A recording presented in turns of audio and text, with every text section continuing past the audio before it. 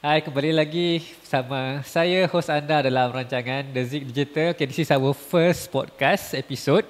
Okay, dan selamat tahun baru kepada semua yang menonton channel The Zik pada hari ini. Jika ini adalah kali pertama anda menonton, jangan lupa anda boleh subscribe. Okay, hari ini kita sama saya. Okay, selama ni saya buat video seorang. So hari ini kita akan buat video podcast dan sama kita ada tamu special. Mungkin ada yang kenal atau belum kenal lagi. Tak ada, Ni, saya dah follow lama daripada daripada zaman universiti lagi. Memang saya punya sifu, saya punya master lah dalam yang jerumuskan saya dalam bidang marketing. Kita start daripada WordPress WordPress, beli domain. Saya belajar dengan sifu saya ni kan. Pasang blog, buat konten. So daripada blog, SEO, inilah sifu. Saya jarang nak cerita. Jarang orang share siapa DJ sifu kan. Tapi saya tak tahu. Saya memang respect saya ni daripada berbelas tahun. Daripada belum kahwin, sampai anak berapa orang dah? Sekarang dah 4 orang dah. So daripada 2008, 2007, lebih kurang lah. Zaman belajar lagi. So Alhamdulillah kita relationship bagi saya hubungan ataupun friendship tu kena jagalah kan. Walaupun mungkin kita tak sama tempat belajar, tak sama tempat kerja, tapi kita keep don't burn the bridge. Kita bina hubungan, keep on maintain good relationship. InsyaAllah ada manfaat dia lah di masa hadapan. Macam sekarang ni lah. Mana tahu dulu kawan di universiti sekarang dah jadi panel podcast. Tak tahu in the future mungkin ada collaboration apa ke. InsyaAllah kita tak tahu lah apa kan. InsyaAllah apa-apa tu kita akan rancang je.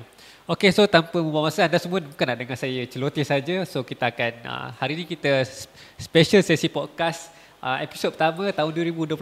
Kita akan berkenalan dengan Sifu, our business, marketing, tech, semua disapu. Semua disapu, tamak betul. Okey, alright. Okay, so tanpa kita buang masa, kita go untuk pada soalan pertama lah. Okey, bagaimanakah kenalkan diri lah kan? Macam mana? Boleh je. Okay. Mungkin ada yang tak kenal kan. Saya Izwan Wahab. Kawan-kawan officially dikenali Izwan Wahab. Tapi kalau dekat internet ni, saya letak pakai nama Robotis. ROBOTYS. Kat Facebook, Izwan Wahab lah. Official sikit Facebook ni. Tapi kat Twitter, dekat tempat-tempat lain, biasanya saya panggil Robotis. Kawan-kawan pun panggil Robot lah. Diorang ni panggil Robot. Yeah. Kadang-kadang orang tak kenal pun nama sebenar. Ada, kita punya panel lepas ni kan. Lama dia tunggu nak tahu nama sebenar tu. Tapi dah kerja bersama baru tahu. Nanti dia cerita. Okey, saya bermula sebagai, kalau dekat masa belajar dulu, belajar engineering, otomotif. Kemudian belajar sendiri programming, website dan sebagainya. Pendek kata, saya membesar dekat dunia digital lah. Zaman blog, forum, buat coding. Sebelum forum lagi, zaman MIRC. Kalau ada yang perasan yang kenal dulu dan Kampung Net sebagainya itu zaman saya membesar lah kat situ. Jadi sebabkan memang sangat expose dekat internet, kawan-kawan pun ramai kenal lah nama robot ni sebagai orang internet. Apa-apa hal berkaitan internet, cari dia. Nak menjual kat internet, cari robot. Nak buat website, cari robot. Sekarang nak buat sistem, cari robot. Sekarang dah masuk berbelasan tahun lah berkecimpung dalam industri teknologi. Saya bermula sebagai programmer cabut lah kata orang. Kalau buat bangunan KLCC tu, saya sukan susun bata. Bermula pada tukang susun bata, dunia programming ni, sampailah sekarang jadi CTO, Chief Technology Officer di myparcelasia.com. Apa yang myparcelasia.com buat, kalau tuan-puan memang jual something dekat online, seller, dah dapat customer, dah bayar, nak hantar barang macam mana? Daripada nak tulis dekat slip pos laju tu, sistem MyParcel Asia ni, key in saja apa-apa benda yang alamat sebagai tu, boleh print terus, tampal, nanti pos laju datang ambil. Bukan pos laju je lah, semualah basically. Banyak provider kan? Lah, banyak provider lah. Itu yang kita buat lah. Jadi saya antara, kita boleh panggil original staff lah. OG ya. Daripada tak ada orang, tak ada staff, saya lah staff yang pertama. Sampai sekarang masih di situ. Daripada kosong, tak ada apa-apa. Sekarang dah jadi 8 angka lah setahun jualan. Kita kat situ lah bersama-sama membesar. Alhamdulillah. Tak adalah senang, mencabar. Susah. Yalah, dalam bisnes ni semua ada persaingan kan. So saya pun faham daripada MPA ataupun MyParcel Asia, dia punya kompetitor paling besar dia sebut je lah Easy Parcel, semua apa tahu. lagi Deliver, Saya tengah 3 ni saya kira. 3 tu je lah. Kan, tapi tak salah saya post pun dia ada buat sistem Post kan. dah ada buat sendiri, post send parcel kan. JNT pun dah boleh buat online.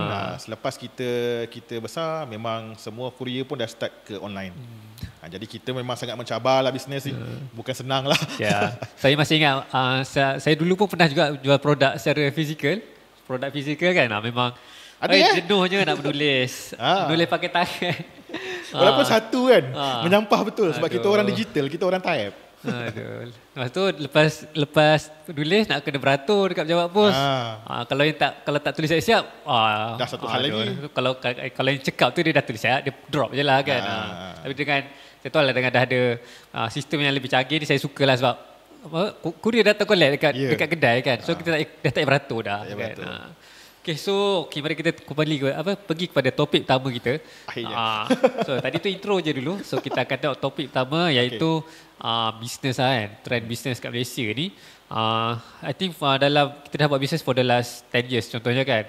So sebelum COVID, tu dah PKP, sekarang dah orang kata apa, back to normal kan. Lebih kurang tak lah normal sangat lah, tapi trend tu saya nampak orang kata ada yang go to pre-pandemic level lah. Kadang ni satu, adakah bisnes sekarang ni dah go to pre-pandemic level? Maksudnya 2019 ataupun bagaimana tuan tengok sendiri dia punya pembelian, sebab tuan sendiri pun berada dalam sistem pipeline ataupun logistik courier punya industri. So nampak dari segi jualan macam mana kan. So boleh cerita sikit tak trend pada tahun lepas hingga ke tahun ni? Baik. Pertama mungkin kita nak kena cerita apa yang berlaku sebelum COVID. Sebab ramai antara mungkin pendengar sekarang ni, kalau saya duduk-duduk pun, jumpa-jumpa sembang pun, ramai sebenarnya buat bisnes first time lepas COVID. Masa COVID, baru dia start bisnes. Sebab ialah ramai yang kena pecat atau tak bekerja, baru dia mula bisnes. Jadi cabaran untuk orang yang macam ni, dia tak tahu apa situasi sebelum COVID macam mana sebenarnya. Jadi sebelum COVID, kalau nak katalah untuk e-commerce, specifically untuk e-commerce, saya memang expose kat dua lah. Satu online dengan offline. Kita adalah kita punya situasi kan. So sebelum COVID, offline dengan online dia tak ada beza. Meaning kalau kita buka e-commerce, contohlah kita jual tudung. Kita jual tudung, kita ada kedai buka Jualan kedai dengan jualan e-commerce tak ada beza. Lebih kurang sama. Buatlah macam mana pun, kita boleh kata yang e-commerce, contoh kita buka Shopee. Sale dekat Shopee lebih kurang sale kedai kita. Tapi kalau kita buka Lazada, Lazada tu punya sale pun lebih kurang kedai kita. Katakanlah kita ada kedai online kita sendiri. Sale dekat kedai online tu pun akan sama lebih kurang dengan kedai. Ini situasi yang pelik lah. Sebab kita ingat kalau buka kat Shopee, Lazada, sale lagi banyak lah sebab satu Malaysia beli kan. It's not automatically like that. Sebab kita still kena keluar bajet untuk marketing dan sebagainya. Kita buka kedai online sama macam kita buka kedai offline. Tak ada orang kenal. Still nak kena keluar bajet marketing. Jadi grow tu terhad pada bajet marketing dan bajet lain-lain lah. Itu situasi sebelum COVID. Semasa COVID, offline melingkup. Terus terang cakap, semua yang buka offline semua tutup kedai. Semua tutup kedai. Even yang survive pun buka kedai, diorang hanya survive, saya akan cakap lah, kerja gila dia pergi bayar gaji orang pada masa tu. Sebab dari segi bisnes, kita ada dua sudut. Dari segi bisnes, dari segi kebajikan. Majikan yang kekal hire staff dia semasa COVID, staff kedai semasa COVID, basically dia memang jadi charity lah. Sebab kerja tak boleh buat, staff tak boleh pergi mana. Jadi dia dengan baik hati dia bayar gaji staff. Which is fair. Itu pilihan dia. Tetapi bisnes yang make sense, kalau dia ada business sense yang pendek kata officially, sepatutnya tak ada majikan buat macam tu. Sebab there's no way kita boleh buat duit, buat bisnes. Gaji bulan-bulan datang daripada jualan bulan-bulan. Itu dia punya logik paling basic lah. Jadi mereka yang buat, yang ada cash reserve, bila jualan bulan-bulan ada untung, kita simpan tepi. Cash reserve tu yang digunakan untuk bayar gaji kepada mereka yang tak dapat bekerja ni. Itu situasi yang biasa. Soalannya, berapa ramai je ada reserve? Itulah. Sebab tu ramai kena pecat pada masa tu. Tak ada, banyak bisnes tak ada kapasiti untuk bayar gaji bila tak ada jualan. So pada masa COVID, sebabkan dah ramai yang kena pecat tu, the only solution yang diorang ada untuk dapat duit nak cari makan ialah jual secara online lah. Shopee meletup. pada masa COVID naik belum ada TikTok lagi tau. TikTok kalau kemudian sikit. TikTok ni kemudian. TikTok ni dia konten je, dia tak ada shop dulu. Dia tak ada shop lagi. Dia konten je. Dia hujung-hujung COVID dah buka baru dia masuk shop dia. Itu pun tak dekat Malaysia tak terkenal sangat lagi. Situasi dia. Jadi pada masa tu Shopee sebagai satu platform untuk menjual meletup. Kalau perasan juga pada masa tu Shopee Affiliate belum glamour lagi. Dia start baru nak buat di hujung-hujung PKP tu. So situasi dia macam tu. Bisnes masa PKP ialah bisnes online. Jadi semasa online memang meletup. Bukanlah kata Shopee. Even kalau kita jual dekat Facebook pun memang boleh cari makan. Sekadar katakanlah sebelum ni kita jual dekat pasar malam, kita jual barang-barang contohlah barang toys budak-budak. Biasalah pasar malam ada toys budak-budak tu kan. Pada masa COVID kita jual kat Facebook pun lagi banyak sale daripada pasar malam. Itu situasi dia. Selah market dia besar kan. Bukan saja market besar tapi orang ada duit. Kena ingat kita boleh keluarkan kita punya EPF kan. Dan tak payah bayar rumah pula. Bayangkan kalau ayah sewa rumah 1,000, lebih kurang 1,000, boleh keluar EPF pula untuk tampung. Jadi katalah EPF lagi 1,000. Sebulan sepanjang PKP tu ada 2,000 duit RM lebih. Sebab dalam kebanyakan masa kita cakap lah yang ramai je kena buang kerja, tapi ramai juga yang tak kena buang kerja. Betul lah. Betul. Kerajaan tak kena buang kerja. Jadi duit lebih memang sangat banyak dalam market. Jadi orang cakap COVID ni membuatkan kita banyak sale. Tak. Bukan COVID yang membuatkan banyak sale. Duit yang banyak dalam market tu yang membuatkan banyak sale. Dan semua pula tertumpu kepada e-commerce sebab tak boleh pergi kedai. Itu yang dia memang situasi yang spesifik berlaku masa PKP. Jadi kalau nak kata masa PKP tu, kalau tuan-puan buat bisnes mula masa PKP, memang seronok lah. Senang je buat bisnes ni. Yelah. Kau campak kat Facebook pun orang beli. Lepas tu apa yang berlaku? COVID habis, PKP dah buka border. Macam tu sale. Dan sampai kalau nak kata trend sampai sekarang sale online masih menurun. Masih menurun sale online. Kalau kita tolak TikTok. Okay. The only business online yang survive atau grow ialah mereka yang ada kat TikTok. Sekarang ni, even dekat Shopee pun mereka yang menjual dekat Shopee menurun. Dia tak sama. Sebab tu kalau tuan-puan perasan banyak bisnes dia tiba-tiba ada bisnes ni keluar kat TikTok. Tiba-tiba bisnes ni keluar kat TikTok sebab TikTok lah penyelamat sekarang untuk jualan online. Okay. Tak boleh buat apa. Dan penyelamat tu bukan nak kata menyelamatkan cukup-cukup makan. Tak, lebih. Lebih. Orang jual buku boleh dapat jualan 1.3 juta. Jual buku je tau. Jual buku pun dekat TikTok. Ada demand ada kan. Sebenarnya orang membaca lah ya. Orang Malaysia ni baca. Kalau nak cerita pasal membaca ni panjang sebab selain daripada tag, saya ni penulis kan, memang terlibat dengan dunia buku. Pekerjaan saya pertama dari PTS, publisher. So dunia buku tu memang rapat dah. Orang Malaysia membaca tuan-tuan dan puan. Saya terus terang cakap, orang Malaysia kita membaca. Dia beza membaca dengan membeli bahan bacaan. Dia terpisah. Kalau untuk golongan kanak-kanak, tak mungkin kanak-kanak tu beli buku. Tak apa, saya masih kecil-kecil, saya beli komik, kumpul duit, beli komik, beli novel, Enid Blyton tu kan. Itu kau. Tak semua orang. Yalah. Saya baca ni Doraemon, Conan. Dr. Conan kan. Even sekarang pun kita boleh nampak pattern. Contohlah kan nak kata jual buku. Dekat TikTok antara buku yang mudah nak jual ialah buku colouring. Buku colouring. Maksudnya buku tu hitam putih. Hitam putih. Dia punya konten ialah dia ambil je video anak dia lukis, colourkan buku tu. Lepas tu ada TikTok shop beli buku colouring tu. Itu je. Senang je. Boleh cari makan lah 3,000 RM sebulan. Saya kena cuba tu. Anak saya suka mewarna. Kita yang mungkin anak-anak muda atau yang tak ada expose dengan anak-anak sangat, dia tak tahu tau yang buku mewarna ni ialah consumable.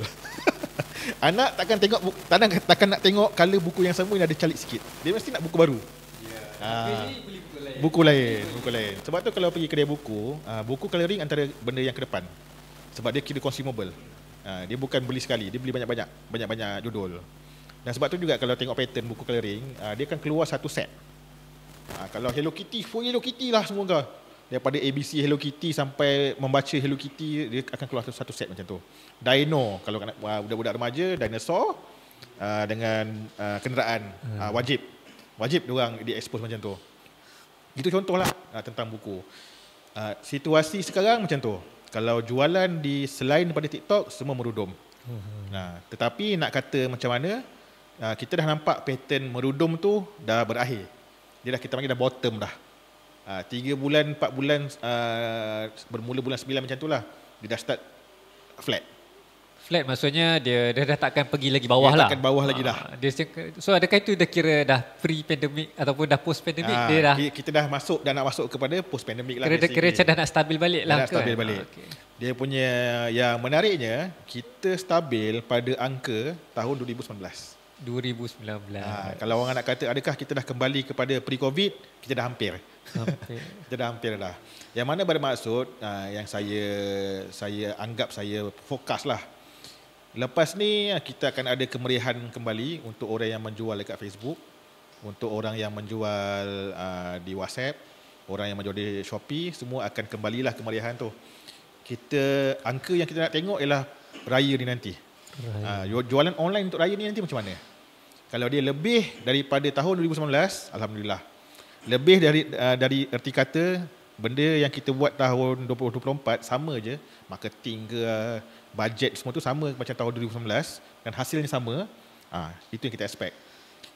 Saya punya tahun ni saya nak aim double tuan. Doublekanlah bajet. Simple je lah, doublekanlah bajet marketing. Kadang-kadang orang yalah, kita dalam bidang marketing juga kan. Orang fikir macam mana lah kita nak doublekan sale. Senang je. Doublekan bajet.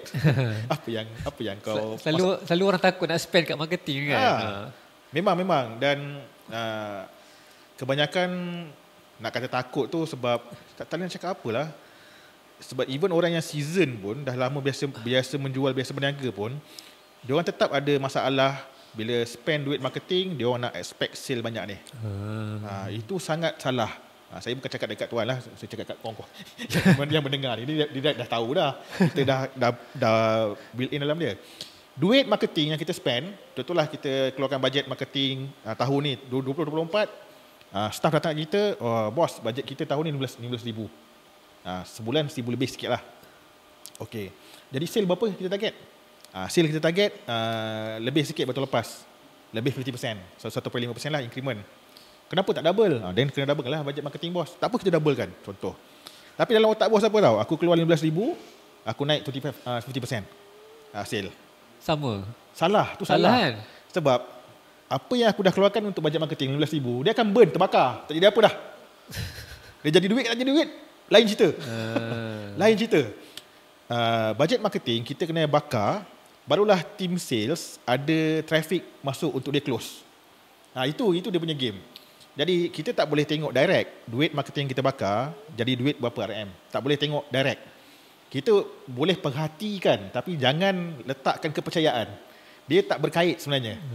Dia ada impact, dia tak berkait. Dia ada correlation, dia bukan causation. Beza. Sebab yang buat kita dapat berapa RM sale ni ialah team sales, bukan team marketing. Team marketing dia spend kan? Dia spend, bawa masuk traffic atau bawa masuk leads. Itu je kerja dia. Jadi sebagai orang, kalau kita bos bisnes, kita tengok report marketing.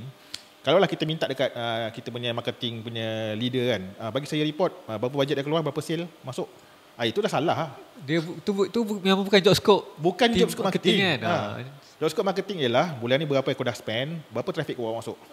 Dah. Dia berhenti kat situ saja. Kat situ je. Dia tak boleh go for sales yang masuk. Bukan tanggungjawab dia close sale. Bukan tanggungjawab itu tanggungjawab orang lain. Itu tanyalah siapa yang buat sale, siapa yang close. Rupanya yang close tu bos sendiri kan dia. Dia menggagal. Bos lain WhatsApp lagi Bos yang WhatsApp lagi. Ada. Tak salah pun dia keluar WhatsApp, tapi janganlah marah. Team sales tak bawa, tak close.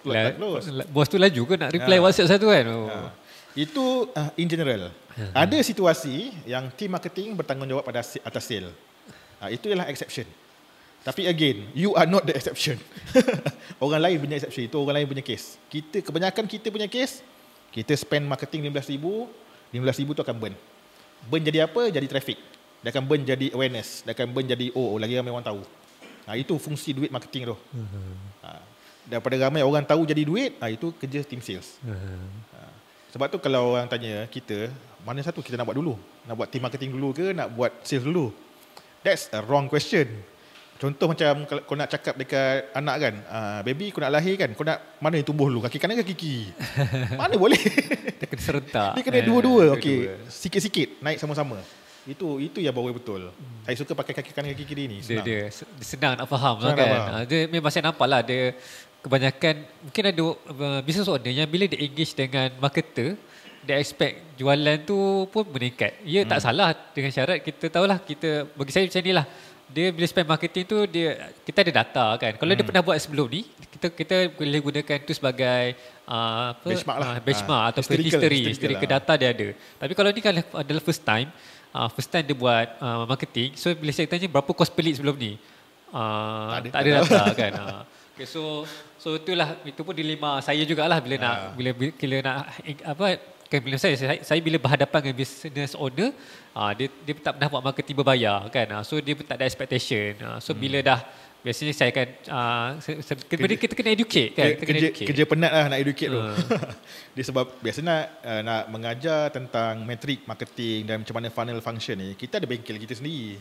Kan kita punya training, even kita adalah slide semua tu untuk training yang kita punya team marketing dan team sales. Macam mana? So bayangkan tuan buat consulting, saya orang datang tak tahu apa pun pasal marketing dan sales. Sudah. Satu kerja pula. Yalah. Satu kerja pula nak educate. Itulah. Tu saya dengan harapan bila kita buat podcast episod macam ni, mungkin ada business owner yang menonton, kita at least dapat belajar sedikit kan.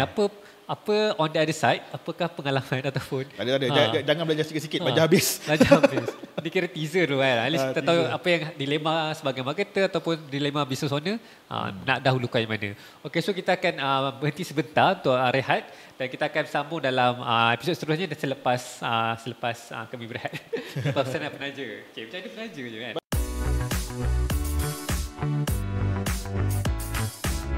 Okay, kembali dalam round kedua, okay, bersama dengan sesi podcast pertama kita untuk episod kali ini.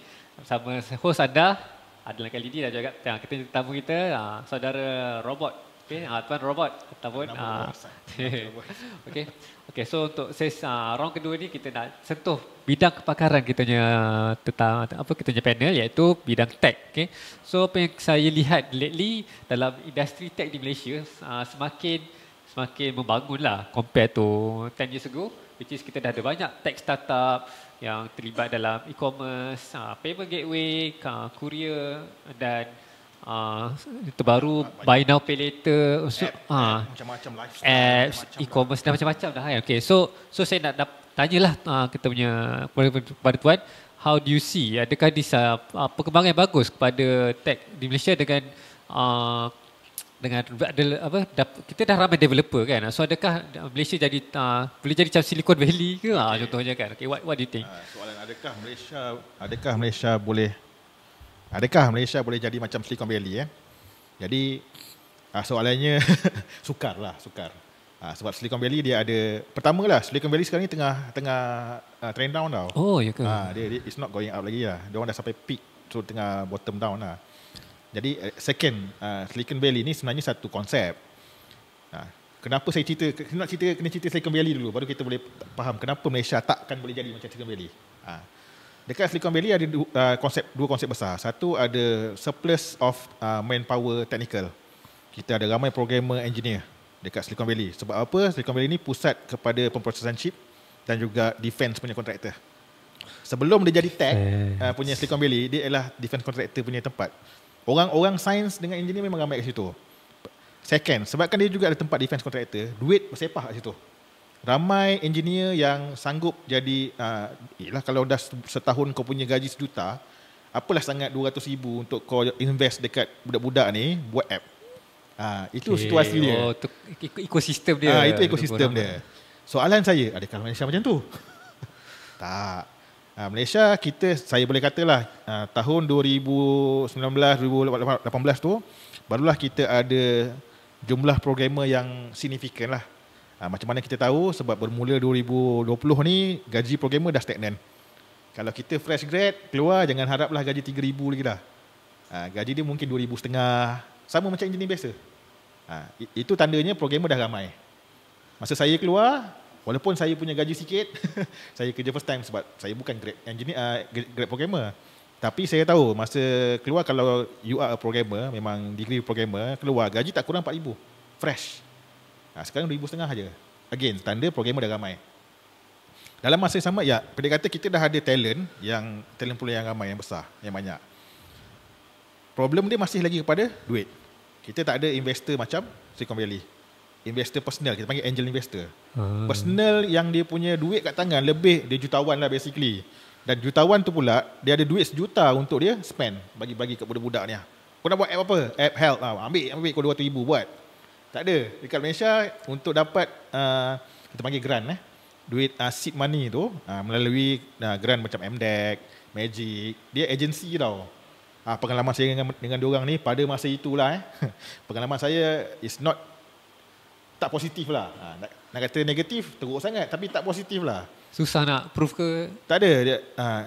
Kita tak kisah kalau benda tu merit base. Meaning kalau kau nak kita bagi dokumen dan bila kita compare, dia kata kau keluarkan requirement macam ni, kau nak sekian-sekian. So kita punya app dan kita punya idea memang exactly that. Kita hantar. Lepas tu yang dipilih dan menang, yang diangkat atas throne yang menang tu, tak ada kena-mengena pun dengan requirement dia. Jadi kita ni ada rasa bitter lah, apa hal kau ni kan. Okay. Itu pada masa tersebut. Sekarang latest yang saya duduk dengan MDEC, dengan Magic, ada banyak improvement lah. Cuma mereka bukan lagi bergerak sebagai angel investor yang seed money. Ni kalau nak kata tech punya industri ni, dia ada beberapa level lah. Kalau pure tech, ini saya nak cerita, kita punya Malaysia sekarang tech punya industri saya sangat suka perkembangan kita. Tapi bukan yang saya nak cerita ni. Ini sebelum yang saya suka, yang saya tak suka sebenarnya. Tech by definition, tech startup ialah engkau nak buat teknologi dalam nak buat produk, perlu ada sentuhan teknologi. Tak kisah apa-apa bidang pun, lifestyle ke, logistik ke, e-commerce, tak kisah pun bidang, pertanian, tapi produk tersebut produk berteknologi tinggi, kemungkinan besar digital. Teknologinya ada dua, satu engineering yang hardware, satu lagi software. So digital. Banyak programmer dia fokus pada digital, tapi sebenarnya untuk engineering ni dia tengah boom tau. Jadi engineer you have a good exposure lah later on kalau you belajar engineering. Engineering bahagian mana? Elektrik ke mekanik? Go mechatronic. Mechatronic. You akan survive. Sebab dua-dua kau ada kan. Cuma kecuali combustion engine lah. Kalau macam saya ambil engineering otomotif, tak ke mana lah. Tapi ada Tesla sekarang, ada Tesla EV. bukan engine combustion. Tak, dia elektrik. Okay. Jangan salah faham. Nasib baik kita dekat UIA, kita tak banyak belajar pasal engine, kita banyak belajar pasal mechanical tau. Macam mana handling, let's see lah.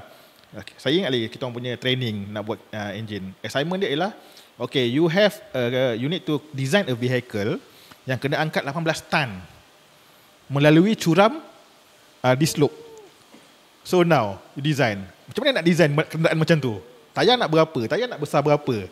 Dia punya body steel nak pakai apa? Frame dia macam mana? So we are trained to be like that. Itu belum kira safety lah. Safety factor 5 kali ganda, 10 kali ganda safety factor. Lain dah dia punya design. Itu cerita engineering. So bila nak kata untuk tech sebelum ni, kita kena ada dia punya tech punya capabilities, tapi kita tak ada money, tak ada duit.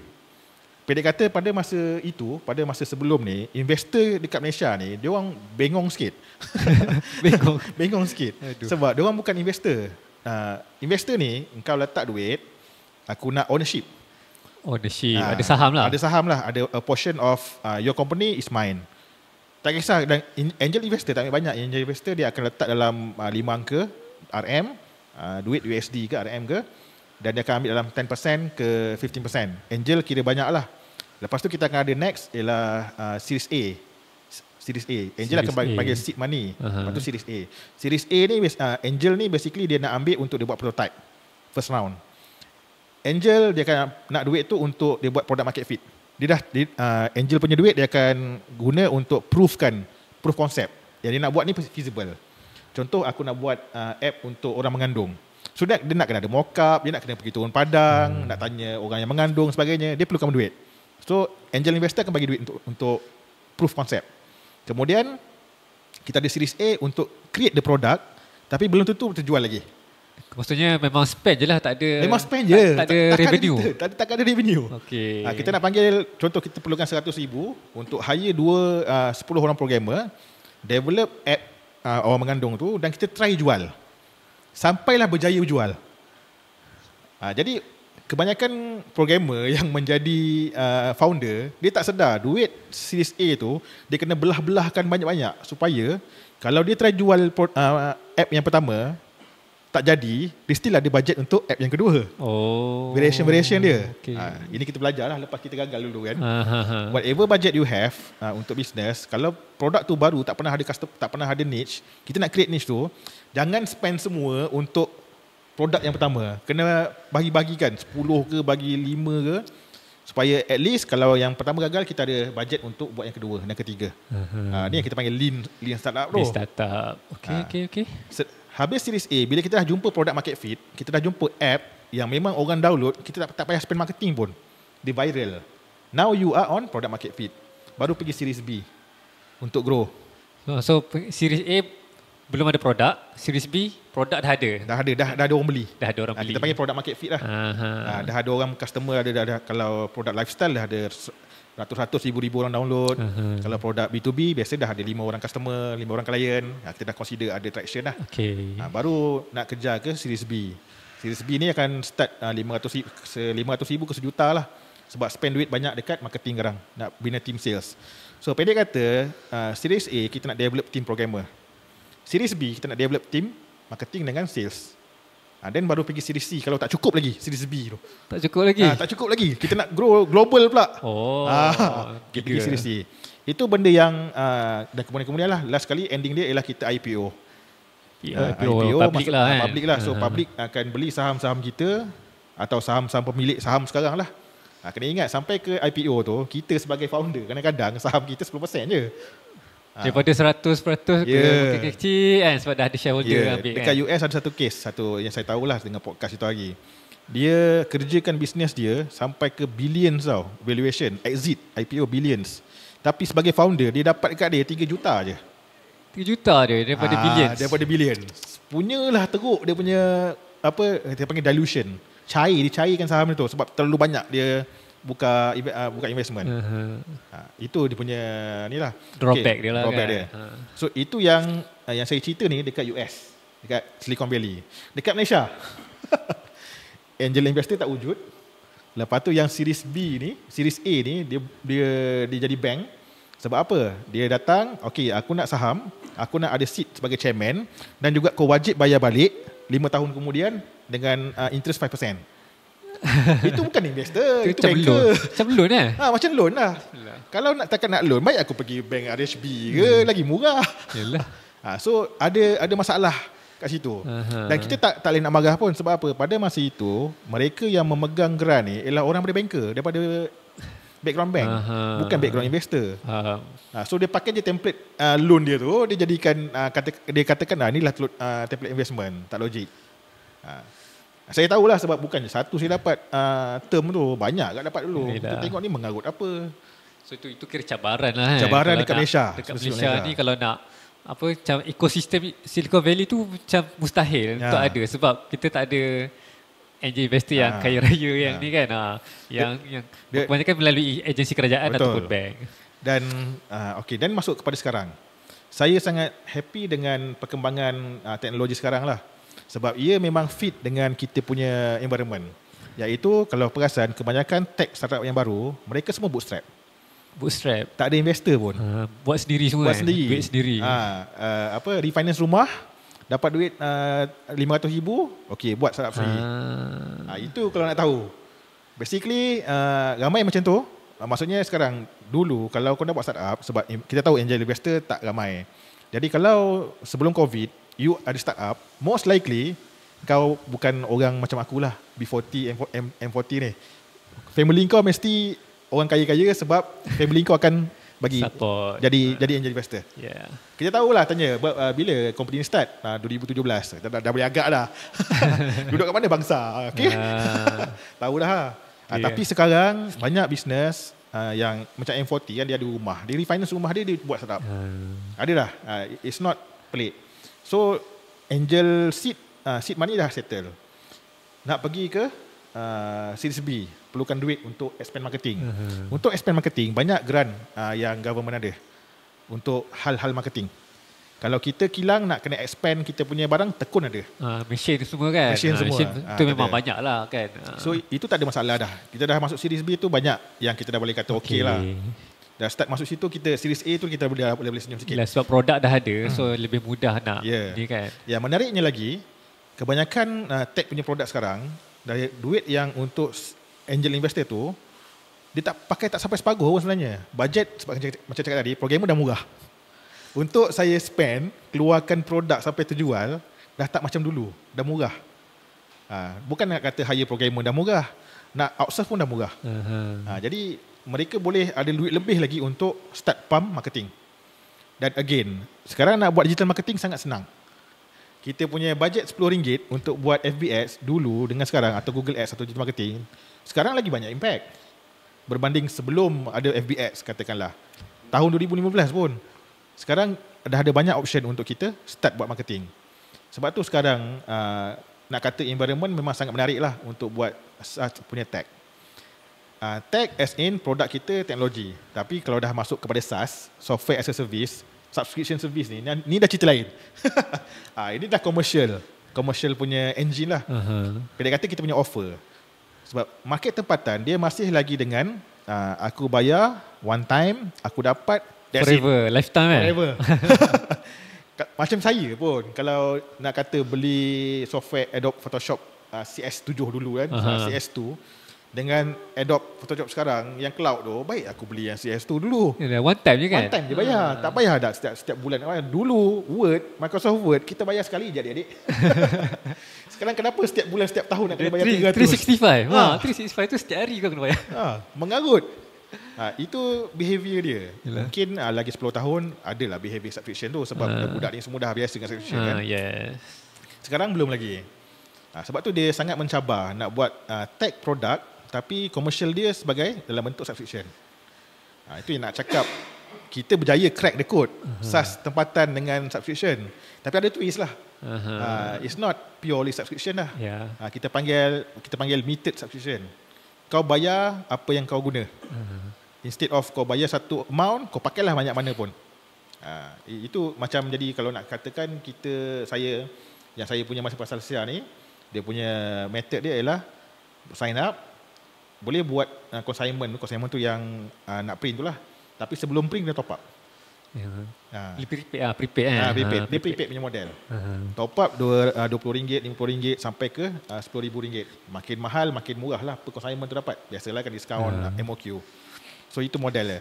Setakat ni model macam tu untuk seller, diorang boleh terima. Diorang boleh terima. Saya tak tahulah kalau nak kata kita buat software yang tolong, contohlah kita ada software yang tarik semua TikTok punya maklumat seller, maklumat customer. Sebab TikTok tak boleh download lah maklumat customer dia. Simpan privacy katanya. Seller nak, sebab tu customer database. Kalau tuan-puan boleh crack the code, sebab saya dah cuba. TikTok dia sorok tau. TikTok sorok Dia memang sorok, dia memang tak nak kasih. Tapi jangan risau, MC akan gaduh dengan TikTok. Kita dah report dah. Kita dah sebab tak boleh benda tu. Dari segi maklumat data, maklumat customer ialah milik seller. Tak mungkin kau nak kata tu milik TikTok, sebab aku yang jual. Kenapa kau boleh tunjuk maklumat address dengan nama dekat consignment note, tapi aku tak boleh download? Tak logik. Dekat sekarang kau jadi ni je, asterisk je kan? Tak nampak dah nama. Dia orang nak sorok. Sebab dia orang tahu kalau kita dapat detail tu, kita boleh jual direct dah. Dah tak payah lalu TikTok dah. Dan untuk tuan-tuan yang buat bisnes, kena ingat, kita jual direct kepada customer jauh lebih menguntungkan daripada kita jual melalui platform. Itu dia punya game dia. Semua bisnes sepatutnya target kita spend duit marketing satu sekali dapat customer. Customer tu kita jual berkali-kali kat dia. Kita dapatkan repeat sale. Itu game bisnes, apa-apa bisnes pun lah. Tak kisahlah tag ke, jual tudung ke, kat kedai ke. Game dia ialah dapatkan repeat customer tu. Sebab repeat customer sangat murah nak jual. Sangat-sangat murah. Kerana cost nak jual repeat sale ni 1% je daripada kita punya harga jual. Kan banyak untung tu. Yelah, dia kira sebab kita dah ada database, kita ada email, kita ada nombor telefon, kita boleh contact dia, boleh WhatsApp cakap kan? Cik, Cik ni yalah, dia contoh dia beli jamu. Jamu tu kita tahu kalau makan sebulan dah habis lah. Bulan depan WhatsApp dia, Cik, jamu Cik tu patutnya dah habis lah. Kita stok baru sampai. Sebelum saya letak kat kedai, Cik nak booking tak? Kan senang nak jual sebab dia dah pakai kan. Untuk barang yang repeat order dia senang lah kan. Kita dah perlu kontak semula je kan mereka follow up, tanya khabar, insya-Allah boleh lebih murah kos dia. Saya selalu cakap lah dekat foundry buat bisnes. Kalau kau tak ada customer database, kau tak ada bisnes. Senang. Kalau dia ada beribu-ribu followers, tak ada. Sejuta followers. Kalau kau ada satu Wisma sekalipun, katalah Jekyll tu, dia tak ada customer database tak ada profile seorang yang beli dia tak ada bisnes. Tak ada. Macam mana nak jual? Dia kena ada juga. Sebab tu Jekyll walaupun dia terbakar, esoknya dia dah boleh buka warehouse kedai sementara tu, penuh balik orang. Confirm dia blast. Dia blast dekat orang yang dia punya loyalty program dia beritahu kedai kita terbakar. Sentimen tau, main sentimen. Kesian dia kedai terbakar. Wife tunjuk, kesian je kedai terbakar. Kita kena pergi tolong dia. Support dia balik. Itu contoh. Jadi SaaS pun samalah. SaaS ni pula, kita biasa fikir SaaS ni macam contoh Astro atau Netflix. Kita bayar satu lump sum, satu amount, kita pakailah suka hati kita. Kita stop bayar, kita tak pakai dah. Terlepas dah. Tapi kena ingat, itu satu bentuk subscription. Ada juga macam top up. Top up pakai, dah habis dia top up balik. Itu pun dia kira subscription juga. Walaupun dia tak ada garanti kan. Dia akan bayar top up. Dia churn kan. Mungkin yang saya boleh share, boleh kongsi selepas berada kat sini buat SaaS ni. Sebenarnya lah kita punya assumption yang bila dia subscribe, dia akan datang balik beli yang kita. Atau kita tak payah cari customer baru. Itu hanya falasi semata-mata. Falasi je. Walaupun kita dah ada 2,000 orang subscriber, kita tetap nak kena cari subscriber baru. Sebab apa? Daripada 2,000 subscriber tu, bulan ni 200 orang akan unsubscribe. Kita nak kena cari 200 orang yang baru untuk maintain dengan dia. Ganti. Kerja nak gantikan orang tu penat. Penat dia sama penat macam nak cari customer baru. Sebab memang cari customer baru lah basically. Kerja marketing lah tu kan. Kerja marketing lah. Itu yang tak ramai sedar. Bila buat SaaS, bukannya bermaksud kita tak payah menjual lah. Menjual tu tetap ada. Cuma kita dah kurang workload, kita tak payah ada, kita panggil debt collector. Tak payah ada team accounting yang pergi call, bang dah bayar belum? Yalah, kalau kita macam tak bayar lagi duit rumah loan kan, mesti ada call, bang abang punya loan dah tunggak ni. Tak payah ada team tu. Sebab dia automatik dia akan tolak. Itu kelebihan dia lah. Itulah lebih kurang cabaran bila business SaaS ni. Walaupun dah ada beribu subscribers atau users, kita still kena ada plan untuk keep on cari new customers kan. Okay, so kita akan berehat sementara dan kita akan kembali lagi selepas berehat.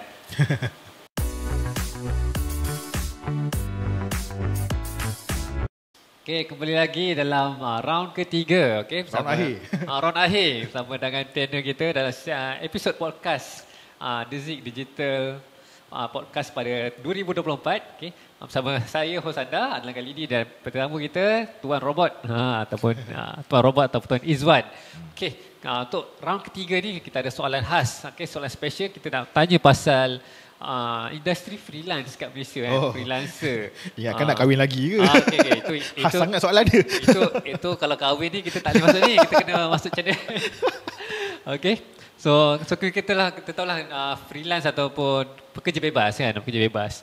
Dia bukan untuk programmer saja ataupun bukan untuk designer saja atau marketer, tapi banyak bidang boleh freelance. Okay. So betul. Saya nak tanyalah untuk orang yang baru nak mulakan freelance kan, what you think? Adakah dia perlu kena pengalaman kerja dulu ke, ataupun dia lepas grad terus buat freelance ke, ataupun what you think on the experience-nya? Untuk freelance ni, saya suka nak cakap, sebenarnya freelance ni is the default mode untuk kita cari makan. Bukannya kerja makan gaji. Asal usul kita pun, mana ada kerja makan gaji. Kita memang semua ambil upah buat something. Bukanlah kita atau nenek kita, moyang kita, tak ada maksud makan gaji. Makan gaji ni start dengan estate. British yang bawa estate, baru dia bagi gaji bulan-bulan. Kau kerja, kau tak payah nak pening kepala. Tapi pada masa tu, estate tu, dia dah bagi rumah, dia dah bagi sekolah, semua dah ready dah. So duit yang dapat gaji tu untuk makan dan itu saja, untuk spend. Sebab tu saya nak cakap, buat freelance ni by default, sepatutnya by default kita punya cara kita cari makan. Sebab tu penting untuk kita ada capability dan kemahiran untuk cari makan secara freelance. Pendek kata, kalau kita boleh cari makan secara freelance, adalah patutnya mudah untuk kita makan gaji. Sebab skill tu kita transferable. Tapi orang yang makan gaji, tak pernah kerja freelance, dia sangat susah nak masuk dunia freelance. Itu. Okay. Jadi kalau biasanya orang yang buat freelance ni, dia ada dua jenis yang biasa kita kenal lah. Satu, sejenis yang memang tak boleh kerja dengan orang. Dia tak boleh ada bos. Dia nak jadi bos dia sendiri. Dia confident. Dia confident. Jadi untuk orang yang macam ni, daripada kecil lagi kita tahu dah dia perangai macam ni. Dia tak boleh ada orang yang mengarah-ngarah dia. Dia hidup dengan dia punya arus sendiri.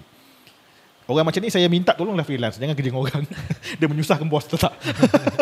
Dia buat kepala sendiri kan. Orang yang makan gaji ialah orang yang boleh ikut arahan. Dia ada empati yang tinggi. Padahal untuk freelance yang berjaya, dia perlu ada skill ikut arahan sebab dia ada klien. Yalah, bukan macam freelance ni dia dah jadi banyak bos ke? Exactly. Kita orang yang buat freelance dengan erti kata dia nak bebas. Dia sebenarnya tak bebas pun buat freelance. Kita tahulah kan. Kita terikat dengan banyak bos. Daripada pening kepala sebab satu bos, kita pening kepala dengan banyak bos.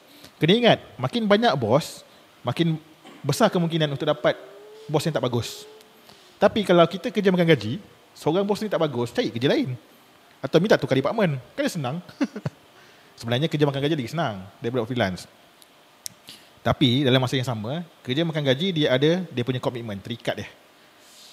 Pendek kata, kerja makan gaji kita terikat dengan orang lain punya rule. Kerja freelance pula, dari segi jadual, kita ikut suka hati kita lah. Sebab kebanyakan kerja freelance, kita hanya terikat dengan deliverables. Kalau dia cakap, klien cakap aku nak sekian-sekian by X tarikh sekian. Itu je dia punya rule. Kita tak perlu nak pening kepala, nak cari benda lain lah. Macam nak kena punch card, nak kena bagi tahu HR nak cuti. Tak payah nak pening-pening. Kau buat je lah kerja kau. Itu freelance. Adakah sekarang lebih mudah buat freelance? Of course. Sekarang tahun 2024 jauh lebih mudah nak buat freelance berbanding 2014. So lebih mudah nak cari klien ke macam mana? Lebih mudah nak cari klien sebab benda pertama yang susah nak buat freelance bukan skill untuk buat kerja yang kita freelance tu. Skill melukis, skill buat marketing, itu semua boleh belajar. Dan kebanyakan kita suka buat freelance benda yang kita ada talent. Contoh kita pandai main biola. So kita nak jual skill kita main biola tu, jadi busker ke apa. So dulu untuk jual skill main biola tu kita nak kena busking dulu. Lepas tu kan baru ada macam owner kedai tu, baguslah kau main kat kedai aku boleh tak? Itu dulu. Sekarang ada internet. Kau main je lah biola dekat media sosial tu. Buat live buat live stream. Berapa ramai orang. Dan bagi tahu yang beza orang main biola buat konten dengan orang main biola untuk dapat klien, bezanya pada CTA. Setiap hujung setiap live stream kita, bawah tu kita bagi tahu kalau berminat nak tempah, hubungi saya.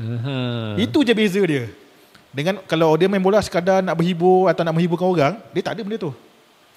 Jadi kalau kita dah tahu kita main biola, memang buat live stream, semudah tambah aja kalau berminat nak dapatkan sesi main biola saya ni, hubungi saya. Ataupun tengok sini rate untuk dapatkan rate card. Sebejam berapa ringgit. Dah. Semudah tu. Kalau kita buat digital marketing, lagilah senang. Skill digital marketing ialah skill untuk dapatkan awareness. Takkanlah kita tak tahu nak buat untuk diri sendiri. Dia buat untuk klien boleh kan? Buat untuk klien boleh. Untuk sendiri tak? Untuk diri sendiri tak kerti. Contohlah tuan ni kan, kita ada podcast ni, bagi servis buat podcast. Kemudian nak cari klien untuk buat podcast. Buatlah podcast sendiri. Buat podcast, macam mana buat podcast? Ajar orang buat podcast. Waktu tu buat behind the scene, setup macam mana. Lepas tu okay, ni setup yang standard kat studio. Kalau tak ada studio, nak buat macam mana? Konten ialah kita punya konten marketing, benda paling mudah sebenarnya nak buat untuk cari klien. Bila sebut konten marketing, orang terfikir kan, konten ni nak kena buat how to sebagainya. Tak ada. Konten ada dua benda je yang perlu cukup ada untuk saya namakan sebagai konten. Konten perlu ada value.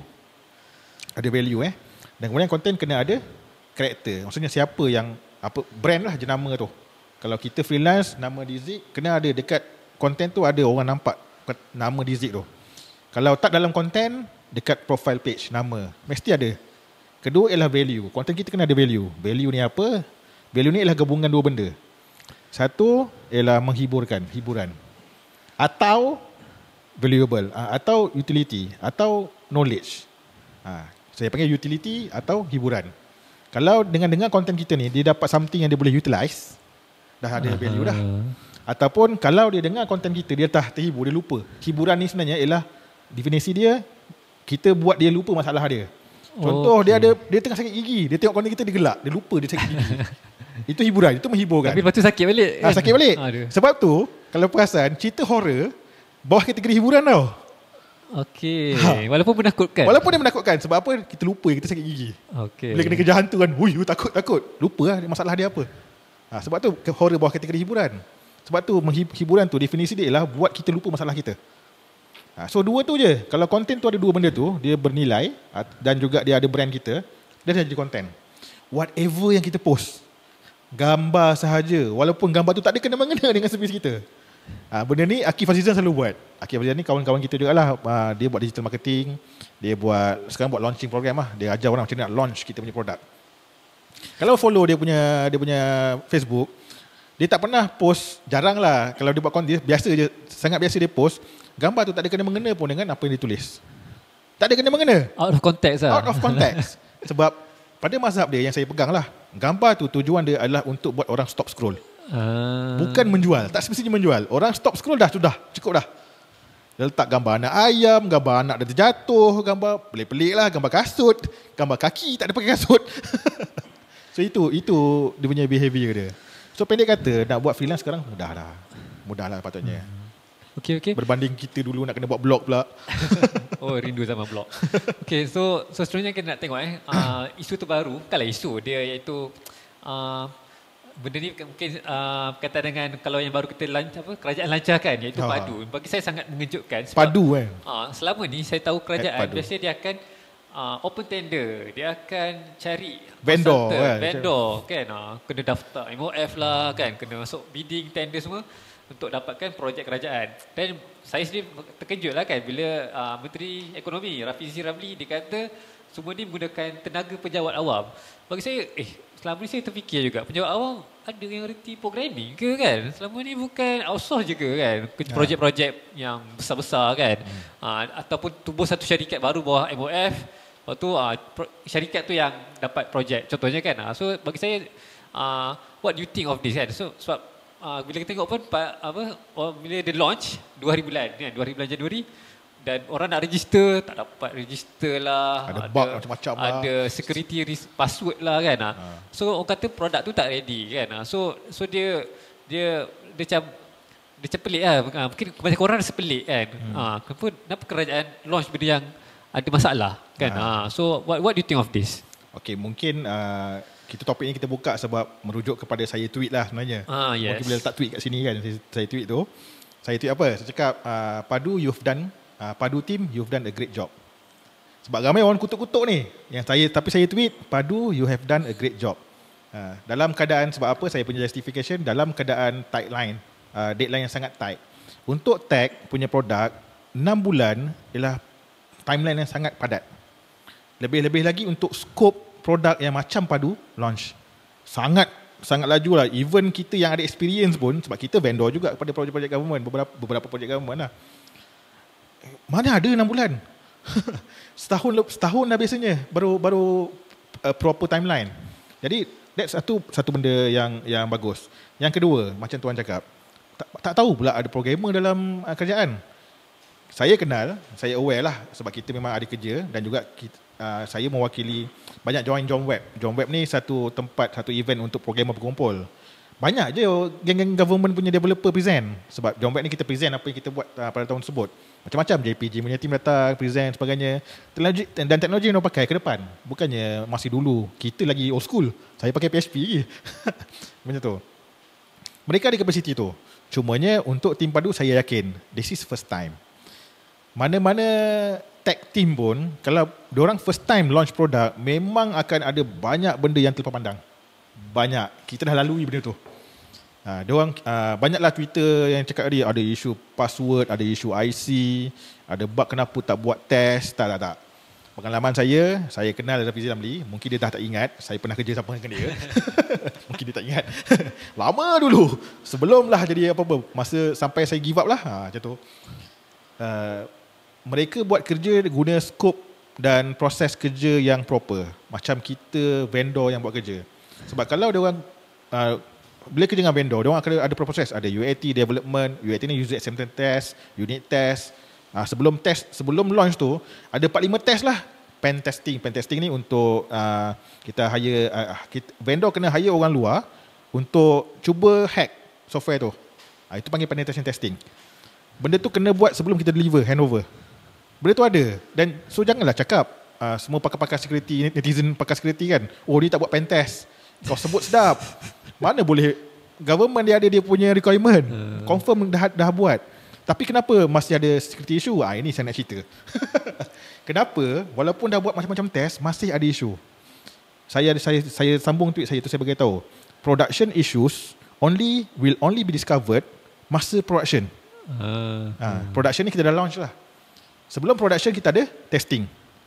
Masa testing kita hanya jumpa masalah yang muncul masa testing. Dan sebelum testing kita ada development. Development kita hanya akan jumpa masalah yang hanya muncul masa development.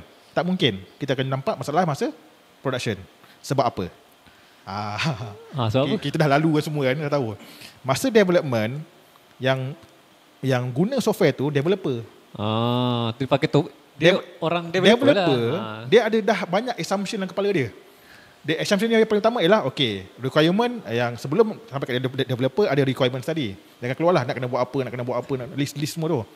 Nak kena login. Dia buat login. Sebab requirement dia ialah buat login. Dia tak bagi tahu login tu pakai email ke, password ke, IC ke apa ke. Kalau dia dah bagi tahu pun pakai IC, developer dia tahu kalau pakai IC akan ada security lah, macam mana. Dia requirement peduli apa? Requirement dia nak IC sebagai password, sebagai login. Jadi benda tu bawa ke depan tau. Dan bila contohlah kita developer marah, jangan pakai IC. IC kan ada isu security. Kau diam, biar pentest yang bagi tahu aku. Sebab pentest punya jurisdiction untuk bagi tahu tak boleh pakai ni. Developer macam, yalah aku buat lah. Lepas tu pentest dah buat. Pentest bagi tahu, tak boleh pakai IC. Lepas tu kan dia bagi tahu developer, requirement suruh. Lepas tu pentest marah developer, tak boleh pakai IC. Developer kena ikut cakap requirement. So benda ni dia punya birokrasi panjang tau. Ada sebab dia kenapa benda tu release macam tu. So apa benda yang membuatkan dia orang boleh patah balik untuk betulkan yang tak pakai IC? User. Sebab masa test, pen test yang pakai software tu pen tester. Mindset dia ialah aku nak rosakkan benda ni. Lain tau dia punya penggunaan. Lain. So bila dah launch, siapa yang pakai? User. Dia mana ada mindset aku nak hack binatang ni? Tak ada. Dia nak guna je. Kan. Masa buka, yang orang kecoh, kalau perasan lah ada dua. Satu yang kecoh pasal password ni, orang cyber security. Orang pen tester lah. Dia open pen tester. Dia saja suka-suka. Ada lubang. Ini korang tak buat pen test. Tak, dia dah buat pen test. Tapi dia orang decide internally. Dah bagi tahu dah Fizi. Nah, sini dia akan ada isu ni. Tak apa, kita launch dulu. So siapa kau nak marah diorang? Nak marah diorang tak buat pen testing? Tak boleh. It's not like that. Tapi bila user dah bising, perasan tak? User bising, ini security punya issue. Baru dia patah balik pada atas. Sebab again, dalam mana-mana software pun, yang paling atas sekali, user lah. User bising. Rafizi alamak. Contohlah, siapa project manager dia dah, alamak, ini jadi isu pula. Okeylah, dia bagi tahu requirement kau tukar. Kena tukar, tak boleh pakai IC. Barulah dia turun balik security patch. So bayangkan bila user marah, project manager nak bagi tahu pula dekat requirement, kena tukar requirement. Bila tukar requirement, testing tu punya script nak kena tukar. Lepas tu developer nak kena tukar kod, dan semua tu berlaku dalam masa 2 jam. Kira laju ke slow? Tu saya terfikir kan dalam masa 2 jam laju. So developer dia ramai ke ataupun ramai tu saya boleh agak, saya rasa tak ada angka lah. Saya rasa bawah 20 orang. 20 orang. Make sense lah kalau bawah 20 orang. Sebab apa? Biasanya 10 orang akan pulun untuk sampai launch. Lepas tu akan ada team yang standby untuk bug fix. Bila kita launch, mesti kena ada team yang standby untuk bug fix. Dan kalau team kecil, orang yang buat tu lah orang yang kena standby. Team dia kalau dia majikan dia baik atau project manager dia baik, dia akan salin lah. Biasanya yang saya biasa buat, sebelum launch, saya akan rehatkan 2-3 orang. Kau relax daripada projek ni, kau pergi cuti ke apa. Bila launch, kau masuk balik. Sebab yang nak push pergi launch ni penat. Kita ingat buat software ni macam duduk depan-depan coding kan. Tuan-tuan, untuk sebelum launch tu, bayangkan macam kita maraton 15 km, tapi kita sprint, kita lari laju macam lari pecut. Macam tu lah penat dia. Walaupun duduk je kan. Walaupun duduk, penat tapi betul. Ya Allah. Sebab tu kita lepas launch, programmer yang buat produk untuk launch, dia kena rehat. Dia tak boleh hadap. Kalau dia hadap juga, sama ada dia superhuman ataupun tak lama lah lepas tu dia broke down. Aduh. Dia koyak. Itu yang kau nampak programmer campak laptop, tumbuk monitor pecah. Itu kau hadap lah sekarang. Program manager kena hadap lah. Waktu menjawab lah kan. Yelah. Sebab kena ingat, majikan macam CEO, dia akan tengok saya CTO, kalau ada staff yang macam teruk sangat, dia akan tanya, apa yang kau buat? Kenapa tak jaga staff kau? Kenapa tak susun betul-betul cuti tu? Kita yang kena jawab balik. Kita leader kan? Kita leader. Jaga anak-anak buah kan? Jadi dalam kerja tech, saya setakat ni lah yang saya expose, kebanyakan kerja-kerja tech ni, orang yang buat kerja genuine. Maksudnya macam profesional. Jarang jumpa, rata-rata lah jumpa dengan tim tech yang kasar sebagainya. Tahu dia orang buat kerja memang proper. Sebab kerja tech dia dah ada macam template tau. Ni template dia. Sebab apa? Sebab kerja tech ni programmer, leader, project manager selalu lompat kerja. 2 tahun memang dia orang akan lompat. Jadi budaya kerja banyak tempat ni dah macam sama. Jadi dia orang antara budaya dia ialah dia orang akan jaga programmer, akan jaga team. Project manager atau team leader dia akan payung. Kalau kena bambu ke apa, project leader yang kena hadap. Dia takkan kasih mama yang nak bambu tu masuk dekat bilik tech team. Jangan harap. Bilik tech team tu macam dia duduk depan. Sales datang nak bagi tahu ada bug, nak urgent sekarang. Takkan dia bagi masuk. Kau bagi tahu apa bug kau. Dah belah. Lepas tu yang leader masuk dalam, alamak banyak kerja. Ya, esoklah. Apa tu kan. Walaupun urgent ni. Dia susunlah kerja. Dia susun kerja dia. Sebab tu bila tengok netizen, kita tak deny yang ada diorang memang bekerja dalam industri juga. So diorang punya perspektif macam tu. Cyber security always dia punya perspektif ialah security is paramount. Saya memang semua cyber security saya jumpa tak pernah lah kalau ada bug fix ke apa, diorang gatal tangan tak gatal nak tekan nak stop semua, patah balik. Tak ada. Semua cyber security panggil macam tu. Kita kerja dah biasa dengan semua orang kan. Kita tahulah. Kalau kau daripada cyber security punya side, aku faham perspektif kau. Tapi dari segi product manager, benda dah launch, kenapa aku nak stop? Yelah. Lagipun benda tu boleh fix masa benda tu tengah jalan. Bayangkan, orang cyber security, mungkinlah bukan orang cyber, netizen selalu dia anggap produk yang dah launch macam kereta dah berjalan. Bila kereta dah berjalan, tayar meletup, tayar gilung, apa nak kena buat? Stop lah baru buat. Tak. Untuk produk tech dia special. Kita boleh wheelie tayar kereta tu, kita boleh tukar tayar masa tengah gerak. Jangan risau. Yalah. Kita power buat tu. Yalah, walaupun produk tu tengah jalan, kita boleh repair. Jangan risau. Dia always on development kan. Dekat dalam sistem kita panggil continuous deployment. CICD, continuous improvement, continuous deployment.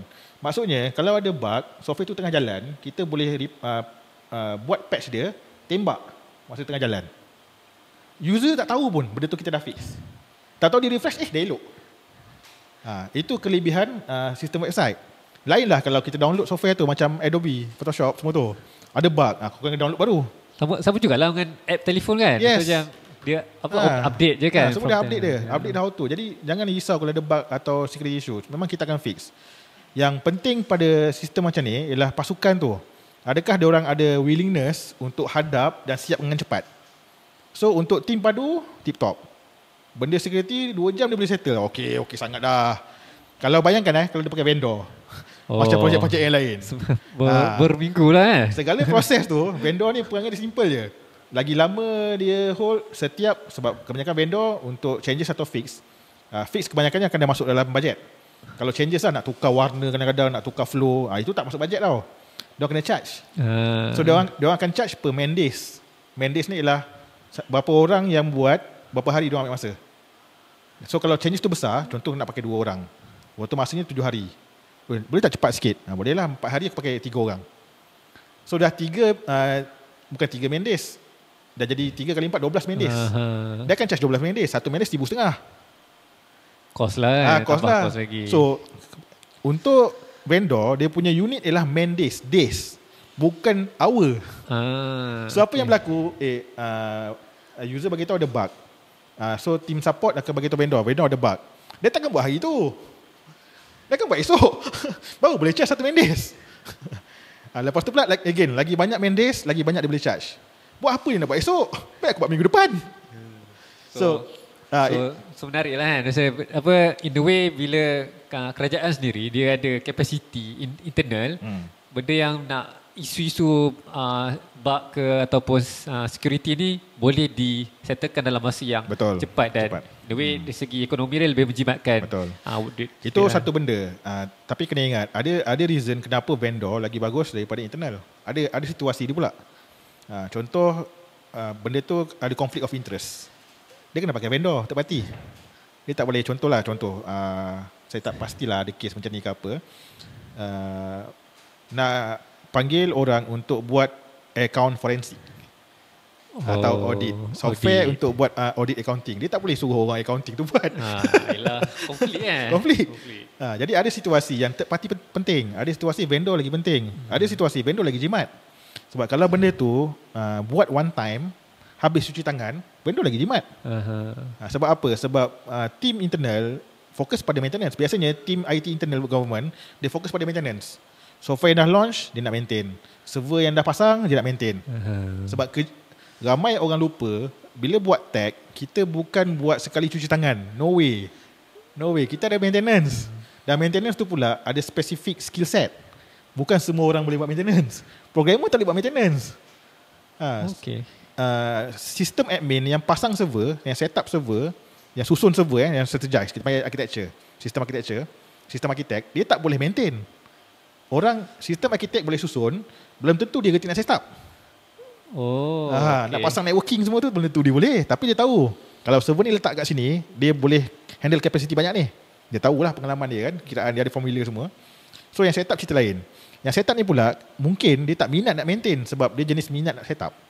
Tim saya memang saya akan buat macam tu. Walaupun kau boleh buat full stack, tapi kau minat maintain ke, kau minat bug fix ke, kau minat buat benda baru. Dia orang akan bagi tahu preference dia. Saya boleh buat semua tapi saya minat maintain. Ada kepakaran masing-masing lah, skill set masing-masing. Benda yang diorang happy bila diorang buat. Saya happy bila saya buat maintenance. Saya happy bila buat benda baru. Personally saya happy bila saya buat benda baru. Jangan suruh saya bug fix atau buat maintenance. Aku benci betul. So itulah situasi dia dengan kes padu ni lah. Jadi itu sekadar ulasan daripada orang yang dah berbelas kali launch produk. Berbelas produk lah basically. Itu tak kira features. Sebab untuk software yang launch dan orang pakai, untuk features besar, kita consider sebagai satu launch yang baru. Contoh ada features yang tak pernah ada, kita nak launch. Kita akan consider sebagai satu launch. Jadi samalah tim sebelum, tim selepas lain, nak kena ada pen testing, nak kena ada UAT, semua tu ya Allah. Kena pula customer atau user dia expect ada benda baru. Penat. Yelah. Penat. Software ni memang macam tu lah. Dia kena sentiasa ada new improvement kan, new features. Kadang tu terfikir tau, daripada aku buat benda yang lagi baik lah aku jual tudung, senang. Macam produk je kan. Dah hantar, settle kerja aku. Tak payah nak pening dah. Okey, rasa menarik topik memang jarang dengar untuk orang macam saya, bukan orang dalam industri tech, tapi bila kita dengar proses-proses yang terlibat dalam industri ni kan, even dalam projek kerajaan pun kan, so memang menarik lah, satu perspektif yang baru. So saya harap pendengar semua pun dapat manfaat lah dengan pada sesi podcast bersama dengan Tuan Robot pada hari ini. So insyaAllah kita akan kembali lagi dalam episod akan datang. So jika anda adalah first time tengok podcast ni, saya harap anda boleh teruskan support kita punya channel. Okay, tekan subscribe dan share video link ni kepada social media daripada rakan-rakan anda semua di luar sana. Jangan lupa tekan loceng. Tekan loceng ya. Tekan loceng, subscribe dan hidupkan notifikasi anda. Okay, kita jumpa lagi dalam episod akan datang. Bye.